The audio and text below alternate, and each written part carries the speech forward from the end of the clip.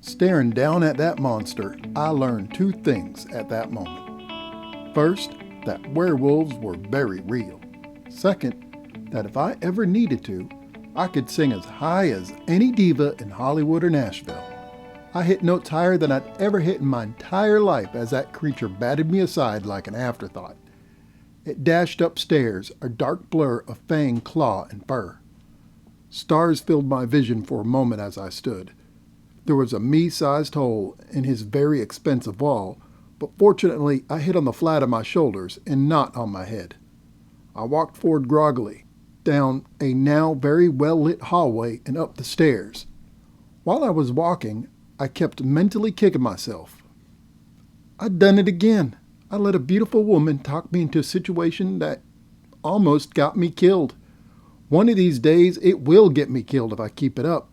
Yet while most people would race out of the house and proceed to the nearest bar to drink heavily and try to forget what they saw, I continued onward and upward, towards the screaming alarms, towards the loud growls and snarls that I heard coming from the back room.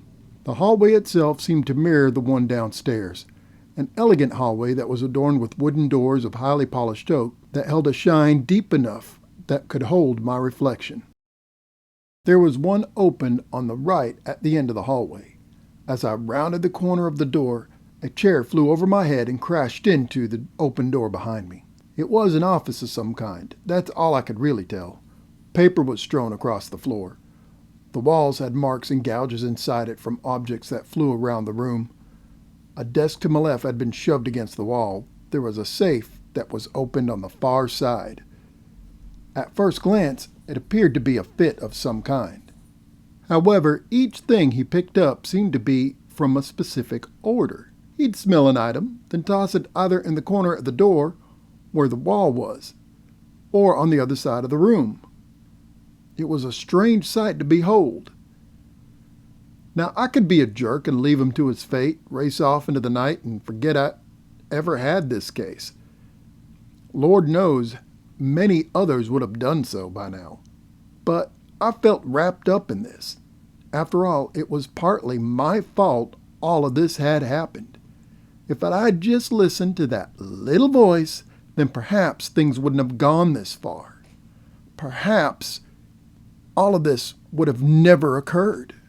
I had to make things right. "I'm sorry if I'm interrupting," I began. He turned his head and glared at me, then turned back to the task at hand. "What do you want, human?" he growled as he held a jewelry box of some kind in his hand. Things.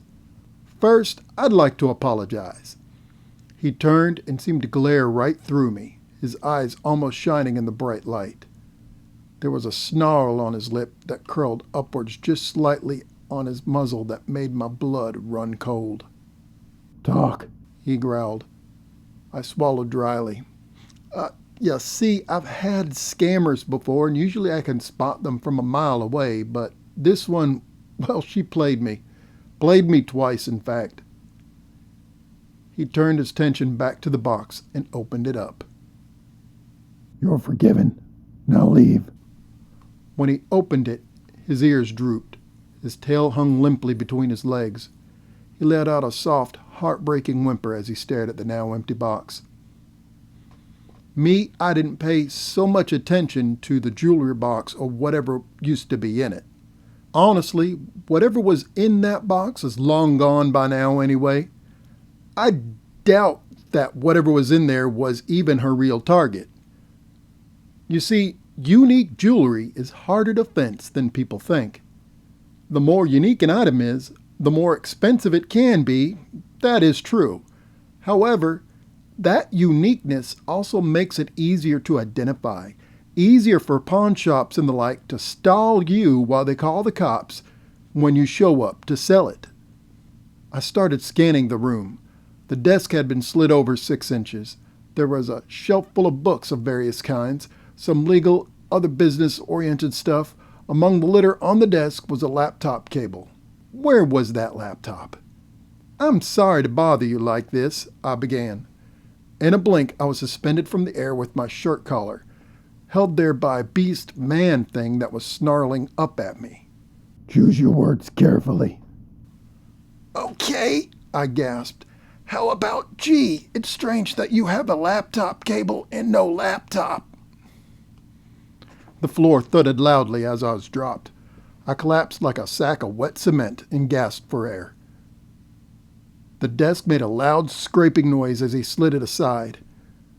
Then the creature began loudly cursing and swearing that quickly devolved into loud barking with the suggestions of syllables. Let me guess, I began from the ground.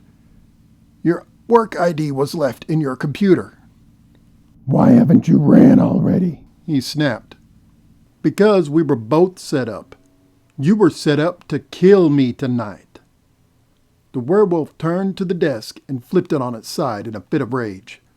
I grabbed his shoulder to try and get his attention. Would you stop and listen to me for a second? The werewolf turned and snarled at me. I smacked it on its nose like a misbehaving dog. The creature winced, then looked up at me in shock. Was your work ID left in your computer? I asked again. Yes, he said, looking downward, folding his ears back in shame. It's the same routine I have every night. I come home, eat a light meal, then get on my computer and work. If the mood is right, I'll change, then hunt or do something around the house.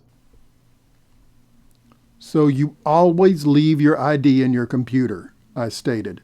The creature nodded in response. Well, we don't have much time. If I'm right, we're going to be up to our armpits in cops any moment. So that's a good thing. I can change back, explain the situation. They'll leave, he replied. I shook my head. No, that's a very bad thing, I replied, looking out the window.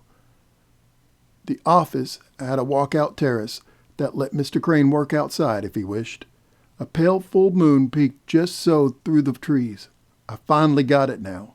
The weird spacing of the trees. On full moons like this, the sky was beautiful from this vantage point.